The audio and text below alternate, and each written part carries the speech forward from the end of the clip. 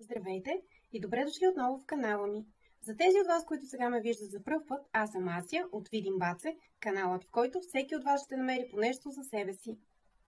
Вълната от убийства преминава в цунами. Казвам цунами, защото в сравнение Джаки с конвача е като вълни, разплискани от камъчев локва. Това ужасяващо цунами помита 32 жертви. Той е толкова брутален, че пред него Тед Бънди е обикновен луд.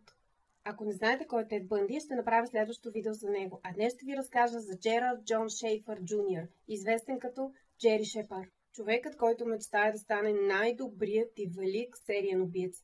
Животът и действията му са толкова скандални и жестоки, че го превръщат в един от най-бруталните убийци на всички времена. Аз днес ще съм по-обрана в разказите си, за да не предизвиквам повече YouTube и да не нарушавам стандартните правила за видеоизображения. Шейпър е роден на 25 март 1946 година. Сам описва себе си като незаконен продукт на принудителен брак. Разказва, че родителите му никога не са се разбирали. Джерард старши е искал да има дъщеря и затова принуждава първородния си син да иска да бъде момиче. Не можех да угодя на баща си и затова си измислих игри, в които накрая винаги умирах, казва Джерард пред психиатрите. Практикува мазохистичен бондич. Връзвах се на някое дърво, борейки се да се освободя, се възбуждах сексуално и правех нещо, за да се нараня. Фантазирах си, че наранявам други хора, особено жени, разказва Джерард за 12-годишната си възраст. Когато е на 14, Джерард се мести със семейството си във Форт Лотърдейл. Там се запознава с Синди, която настоява, като правят секс, да я в кавички изнасилва и да разкъсва дрехите й. През 1964 година Синди го напуска. Джерард обича да ходи на лов в парка Еверглейдс. Негов съсед Гари Хайнлайн разказва как Джери стреля по неща, които не са улов за храна. През нощите младият Шейфър обикаля около къщата на Хайнлайн и мастурбира, докато сестра му се съблича. За тези си действия Джерард обвинява момичето и описва всички жени като развратници и курви, които го изкушават. 1964 година започва връзка с Санди Стюарт. През септември влиза в колежа Броуард и започва да споделя с Санди фантазиите си за убийства на жени и Санди слага край на тяхната връзка. Джери разказва за наклонностите си пред свой учител, който го изпраща при психолога Нил Криспо. Шейфър казва пред доктора, че иска да отиде в армията, защото, цитирам, много обичам да убивам разни неща. В момента много обичам да стрелям по крави. Но не е само това. Джери е обезглавявал и изнасилвал труповете на убитите животни. През 1965 година напуска колежа и тръгва с музикалното турне на Sync Out 66. В хора участва бъдещата звезда Глен Клоуз. През 1967 постъпва в университет Атлантик, но оценките му са ниски и е привикан в армията. Оставя самоубийствена бележка, която се оказва фалшива, но все пак показва колко е дезориентиран и военната му служба е отменена. През 1968 година Джерард се жени за Марта Фок и се нанася при майка си, която междувременно се развежда с алкохолизирания и неверен Джерард старши. Джери започва работа като учител в местната гимназия, но само след няколко седмици е уволнен заради неморални възгледи спрямо учениците си. Той описва неуспеха си с поведението на, цитирам, леки жени и че трябва да бъдат, също цитирам, унищожени за общото благо. В 1969 година Шейфър се връща в университета. Само след 3 дни съседката му Ли Хайнлайн изчезва мистериозно. Ли споделя пред мъжа си Чарлз, че съседа й предложил работа в ЦРУ за $20 000. Чарлз се присмива и избухва скандал. Една вечер, когато Чарлз се прибира, намира бележка от Ли, че е заминала за Майами. Шейфър пък разказва история, че Ли го е потърсила да я откара до летището, защото напуска мъжа си, но така и не била се обадила повторно. Никой не я вижда и чува повече за нея, докато бижутата й не се появяват в къщата на Дори Шепард през април 1973 година. За тях Джерард твърди, че са му били подарени от самата нея. Следва изчезването на 22-годишната Кармен Мари Халок, сервитьорка в окръг Броуърд. На 18 декември 1969 г. тя разказва на сестра си за предложение за работа в правителствена организация с чести пътувания и за много пари. На следващия ден тя не отива на работа. Колата е намерена на паркинг. Години по-късно, през 1973 г., в колекцията от сувенири на Джерард са намерени златните й коронки и фибата й. Тялото й не е открито и до днес. В 1970 г. Марта подава молба за развод с Джерард, позовавайки се на изключителната му жестокост. Той лекува разбитото си сърце с пътуване в Европа и Северна Африка.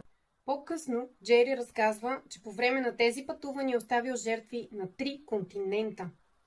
На 3 септември 1971 г. Джерард е приет в полицейска академия и междувременно се жени за Тереза Дин. На 17 декември започва работа в управлението Филтън Менърс. Само след 3 седмици изчезва първата жертва оттам. Белинда Хътчинс е сервитьорка с арести за проституция.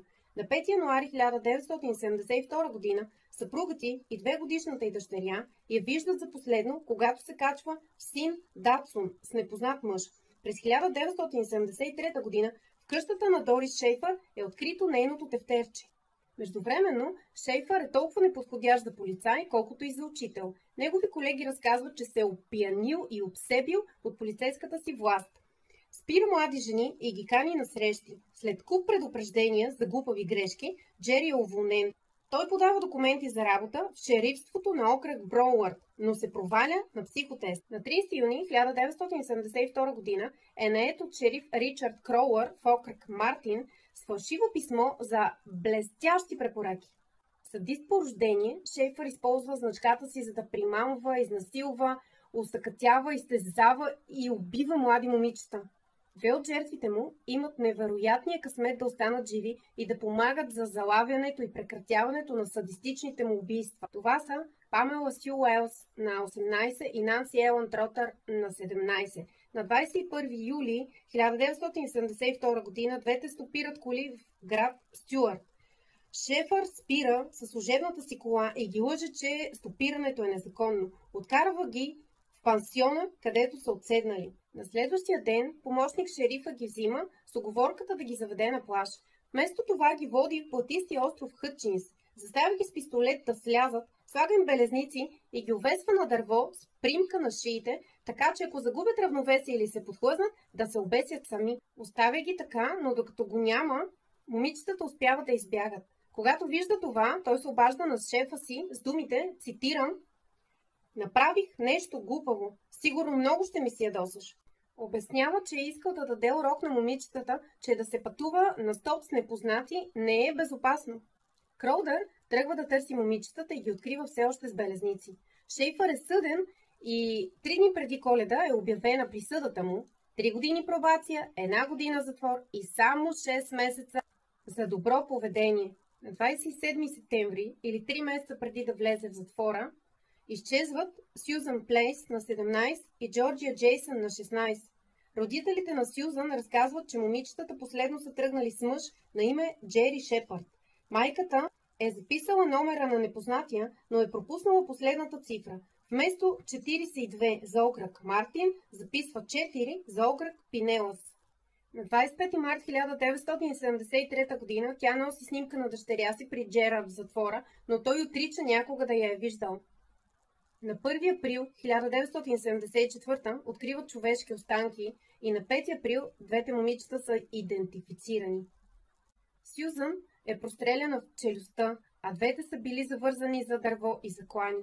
Шейфър се превръща в заподозрян. След обиск в дома на майка му са открити чантата на Сюзан Плейс, бижутата на Лии, зъбите и фибата на Кармен Халок, тефтерчето на Белинда, книга на Колет Куденол, изчезнала на 19 януари 1973, шофьорската книжка на Барбара Уилкокс, която изчезва заедно с Колет на 19 годишна възраст, бижу от Мери Брисколина на 14 и много снимки на непознати жени, снимки на Шейфър в женско бельо и над 100 страници, изобразяващи мъченията на, цитирам, курвите.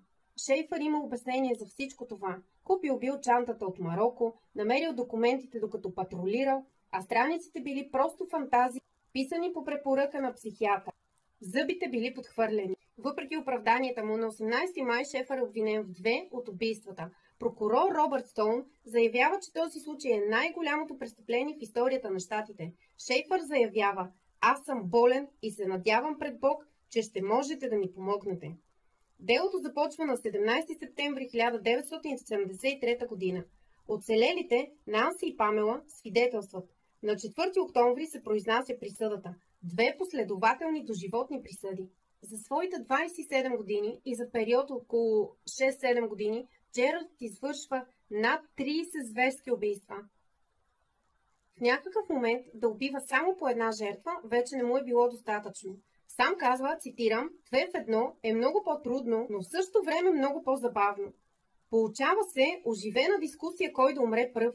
Когато разполагаш с 2 съвързани тинейджърки, готови за сеанс с ножа, нито една от малките дяволици не иска да се отиде първа." Разказвала е как всяка една от жертвите е обвинявала приятелката си и е изтъквала защо тя трябва да живее, а приятелката да умре. Негови жертви са още Нанси Ленър на 21 и Памела Нейтър на 20, изчезнали 1966. Пеги Ран на 9 и Уенди Стивенсън на 8, изчезнали от Пампано Бич на 29 декември 1970. Шефър отрича, но по-късно признава за тях в писмо от 19 април 1989 година. Мери Айлис Брисколина на 14 и Елси Лина Фармър изчезват на 24 октомври 1972 година. Скелетните им останки са намерени на 17 януари 1973 година близо до гимназия Плантейшън. Колет Куденол и Барбара Ан Уилкокс изчезват седмици преди влизането на Шефър в затвора. Не ми се мисли, ако не беше се издънил и не беше заловен, колко още животи щеше да отнеме. Най-вероятно щеше да постигне детската си мечта, да стане най-известния и най-големия сериен убиец в историята, но и така той не е по-малко чудовище. Шефър обжалва 19 пъти присъдата си без успех.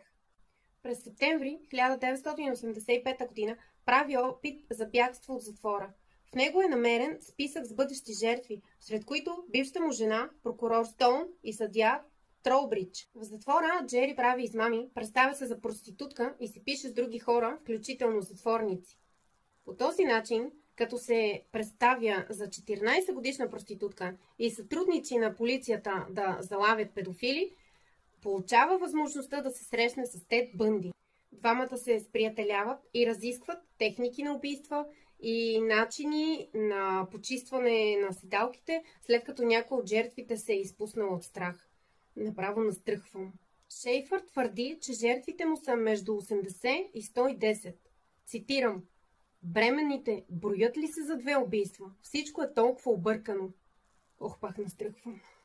Аз съм най-големия сериен убиец. Жертвите ми умират толкова бързо, че нямат време да се изпикаят на въжето. Никога не ми е коствало повече от 2 удара да обезглавя жена. Никога. Много ме бива, разказа самият Шефър. Бившата на Джерард, Санди Стюарт, известна вече с името Сондра Лондон, го посещава в затвора и издава книга с разказите му за убийствата. Книгата не жъне успехи, особено при положение, че той отрича всичко и обвинява нея за убийствата, че вместо да му помогне да излезе от кризата, в която се е намирал, го е напуснала. На 3 декември 1995 година, на 49 годишна възраст, Джерард е намерен в килията си заклан и намушкан 42 пъти. Обвинен е Фаустино Ривера и осъден на 53 години и 10 месеца затвор за убийството на Джерард. Ако ви е харесало видеото, оставете палец нагоре, ако ли не, надолу. За повече видеа абонирайте се за канала ето от някъде тук. А ако обичате ужаси и убийства, оставям линкове за предишни видеа.